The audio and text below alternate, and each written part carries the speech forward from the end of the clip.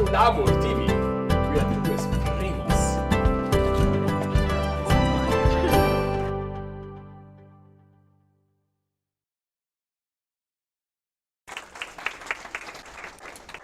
Well, thank you everybody for coming to this talk.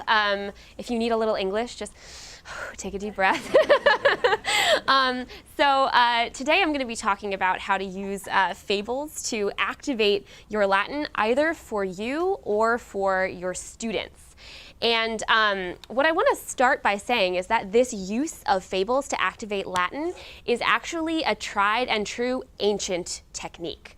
And so the 1st century CE rhetorician, Quintilian, tells us this. And so let me just put up what he says here, but I'll read it out to you in English. So he writes this when discussing how teachers can develop their students' basic oratorical skills.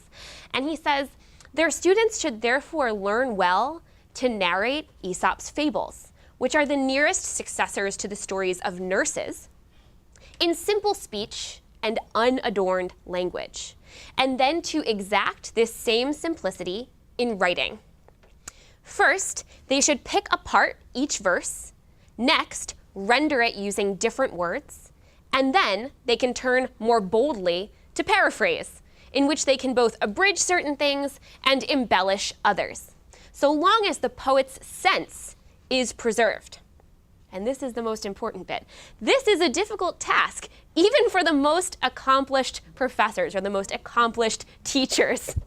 And the student who handles it aptly will be capable of learning everything.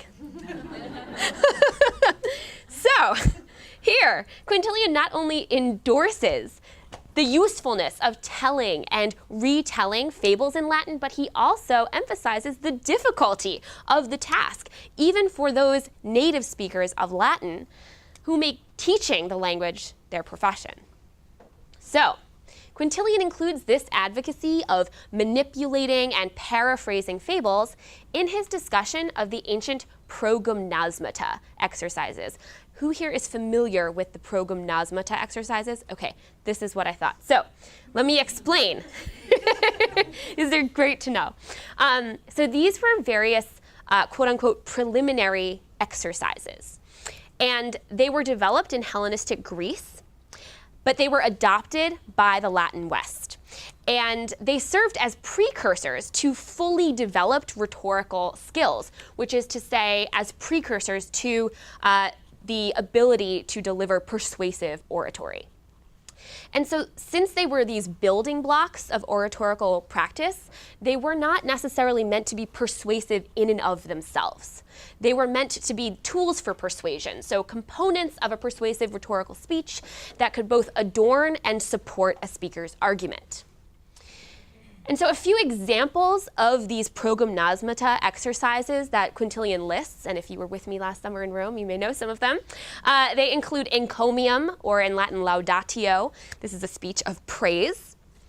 The prosopopoia, which is a personification or characterization. And another one, these are just a couple, another one is ekphrasis, which you probably are more familiar with, sort of the detailed description of often a work of art or a scene from nature. However, it is the manipulation of the fable and the mastery of such a practice that Quintilian claims can prove one capable of learning everything. And so clearly then, this was not a lowly or a paltry practice, but it was one that carried a certain amount of pedagogical weight. And there could then be no better encouragement to introduce this practice into your own work with Latin or into your classrooms. Okay, so the exercise of composing fable was called by a few different names. So in Greek, it's called muthos. In Latin, it was called fabula or fabella. We see both. And also apologatio. Cicero calls it apologatio. And Quintilian mentions that apologatio is one possible name for the practice. Each of these names relates in some way to speaking.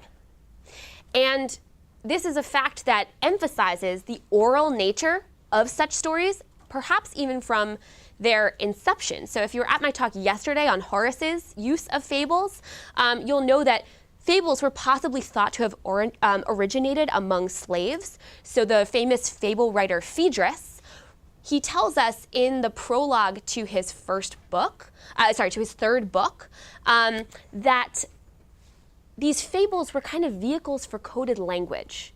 And specifically, they were good vehicles for coded language because of their unreal and fantastical nature. So you could sort of get away with saying things when you're talking about a lion and a fox. But it's that same nature, that same sort of fantastical nature, that makes them both accessible and appealing to a wide audience. And it's their familiarity, so their proximity to the sort of nursery rhymes that Quintilian mentions, that makes fables so apt for manipulation. So students of oratory in Quintilian's time would have been approaching the task at hand from a place of confidence, already knowing well the story they were meant to adapt. And this is yet another reason why fables are so useful for turning the passive Latin knowledge of our students or of ourselves into an active one, because no advanced knowledge of history or culture is required. There's sort of an even playing field and equal access points for many different ages and for people at many different points in their Latin learning. And so, over the course of the next 10 minutes or so, I would like to outline one potential approach in the classroom to introducing fables with the goal of improving active Latin, either in your students or in yourselves, and hopefully both.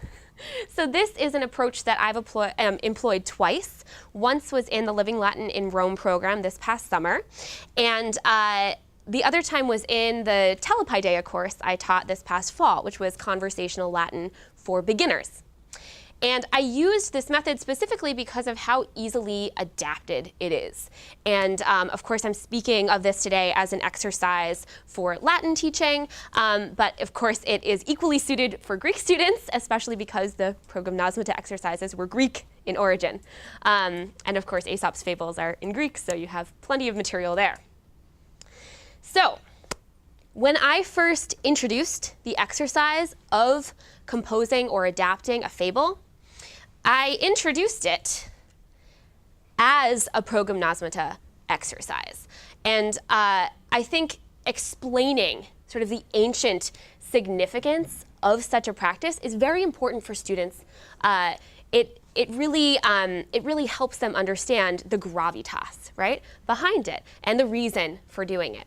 And so for each group of participants that I worked with, I provided a handout that had the Quintilian quote that I shared with you today, and also had some examples of fables from Aesop in Greek, from Phaedrus in Latin, and then from authors like Horace or Aulus Gellius. So a few examples of fables for them to look at and for us to read through. So this helped to ground the practice in the ancient system of education. And fabula as an exercise in these lists of the progymnasmata always comes either first or right near the beginning. So it's meant as a way in to the practice of oratorical composition and oral composition, and this may put your students a bit at ease.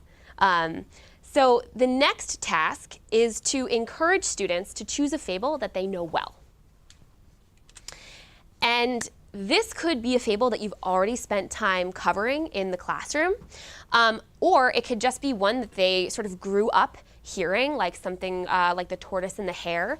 I had one student in my Telepaideia course who was Canadian tell this Canadian fable, a sort of creation myth story. It was really fascinating. So, we can learn a lot from these different varieties of fables. But one approach will be better than the other depending on your classes, your students, their ages, their abilities with Latin. It's equally effective to have them all retell the same story in different ways as it is to have them choose their own story. It depends on how much support they need. And so for the participants that I worked with, I invited them to choose whatever fable they liked, but specifically not one that we had read together. So their different challenges, and especially for the Telepaideia course, their challenge was going to be communicating a potentially unknown fable to their fellow participants. And they would therefore need to pay closer attention to keeping the diction simple and clear, and to keeping the style relatively unembellished. So in other words, maintaining the simple speech and unadorned language that Quintilian recommends. And what I'll typically do is model a fable myself before I ask the students to give theirs, before I even ask them to think about writing them, so that they have a sense of the length desired and also of the sort of simplicity of style desired, and they get used to hearing a fable told in Latin without any notes.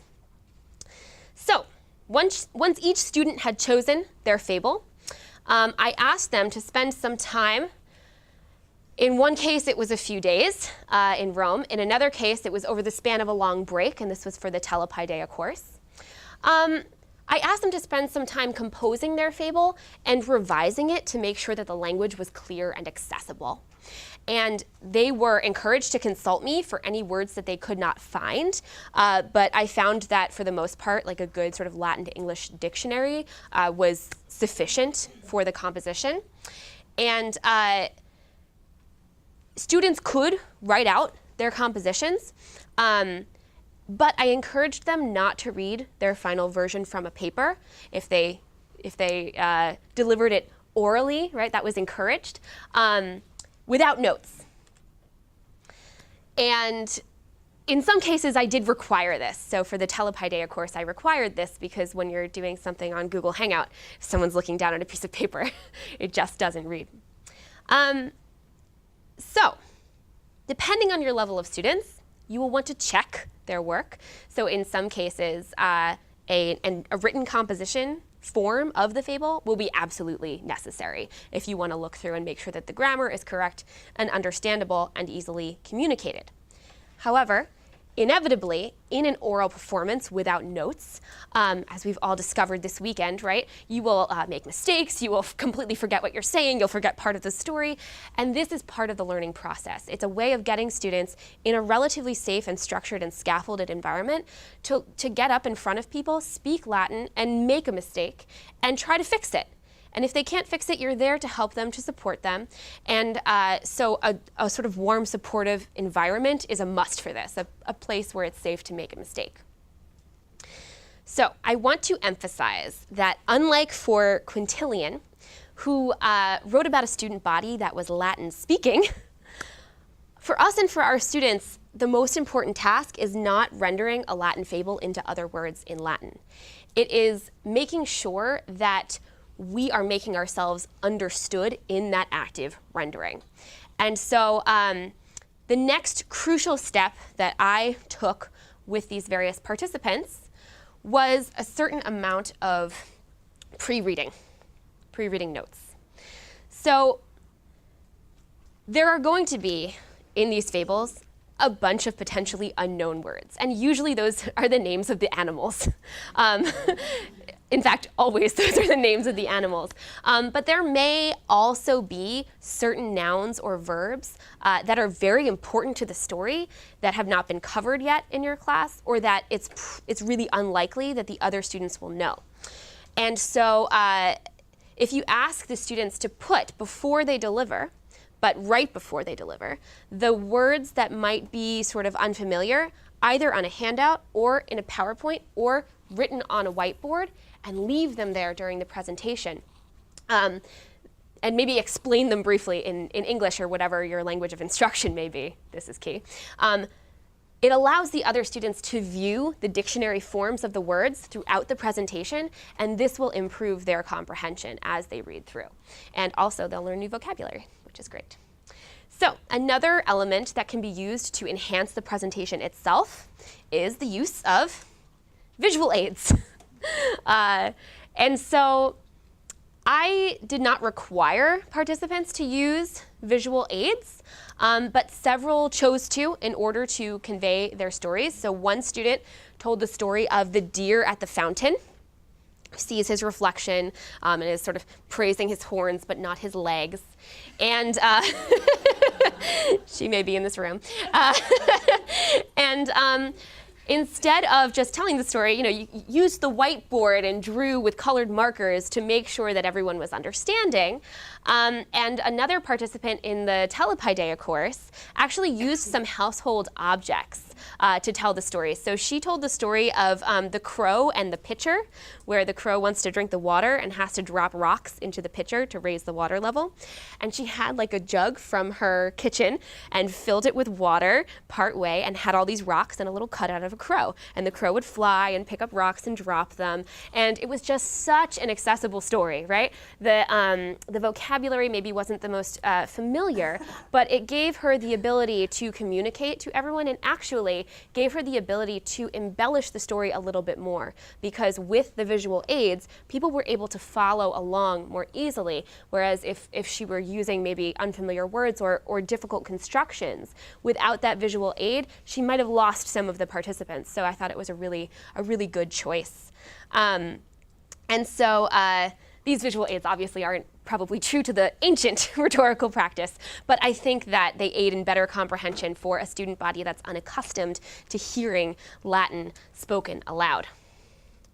So the final stage of such a presentation is a question and answer session.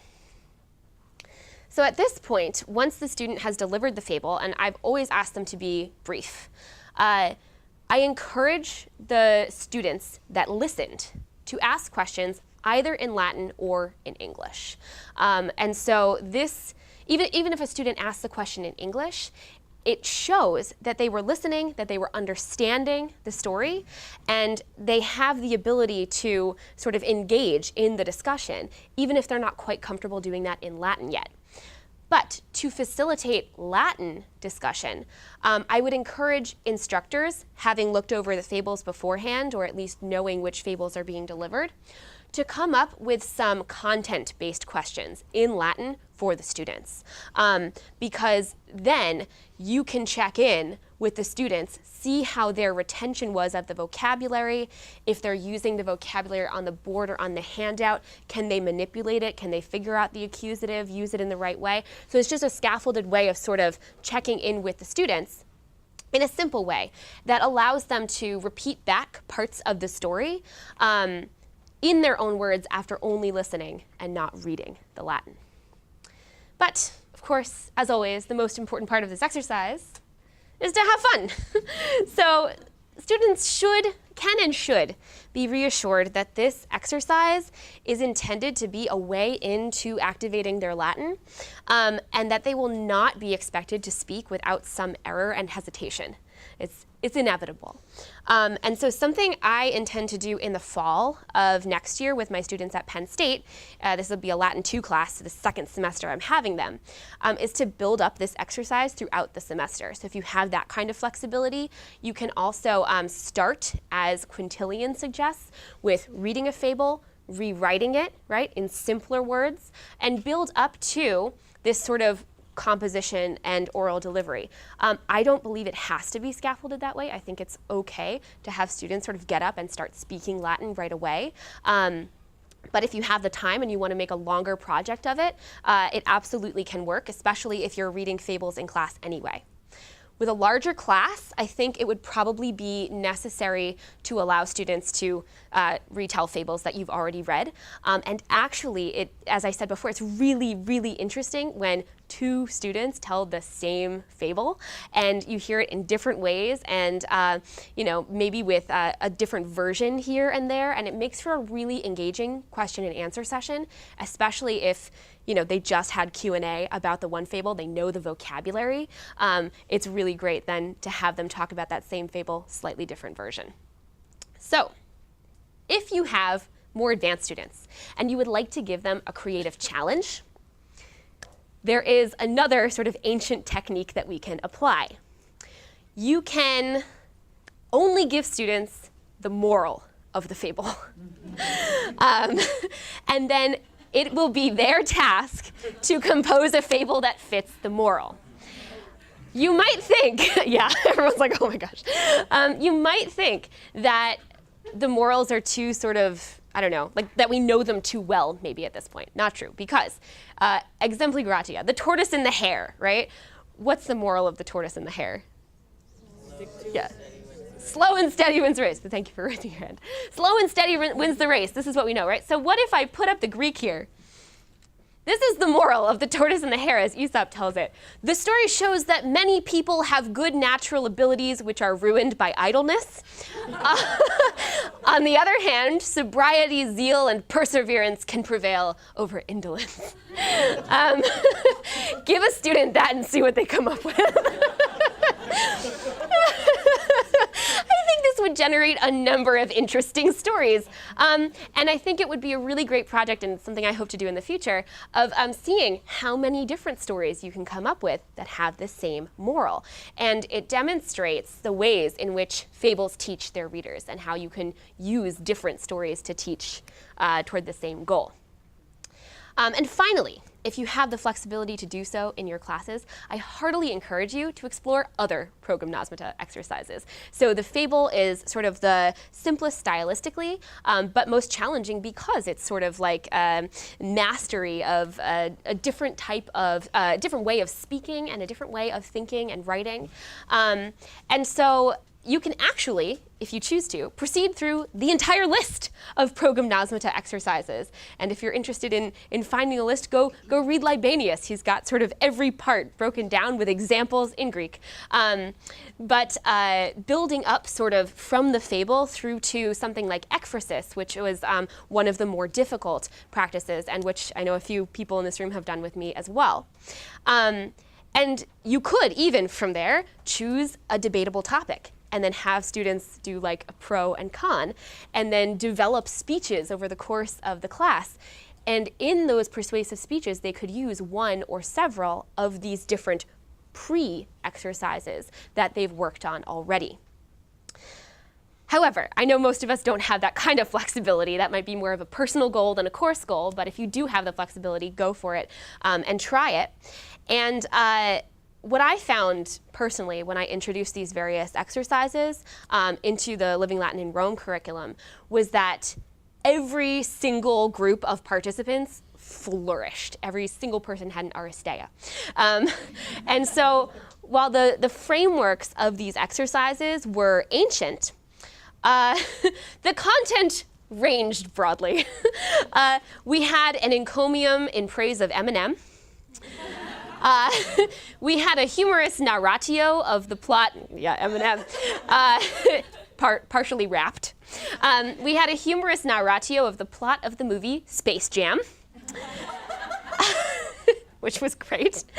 And we also had a very poignant prosopopoia of Daphne from Ovid's Metamorphoses. This was a student read this passage and thought, you know, there's a lot to process here. And her way of processing it was by giving Daphne a voice and sort of creating this role for her. So, there was another one that was a laudatio of a deceased parent. You know, it's just really, they make you laugh, they make you cry. They were some of the most impactful moments for me as an instructor in the whole program.